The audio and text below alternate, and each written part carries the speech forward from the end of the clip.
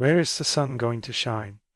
My solution is probably overkill, but it was an overcast day when I wrote this. I was looking for an area in the house that was brightly lit, but not in direct sunlight. I needed these conditions for a DIY bonsai tree kit. I had some code for determining the sun's position, thanks to this book. Once I had the coordinates for the sun's position, I just needed a web page to show it. Three.js is my go-to for 3D websites. It is incredibly powerful, but has quite the learning curve.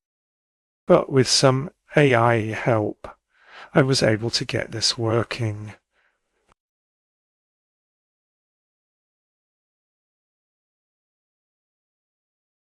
This is the sun track for the day I made this, the 17th August.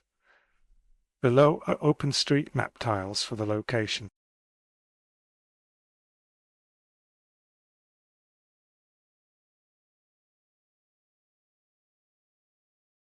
Being a 3D model means you can examine the track from different angles.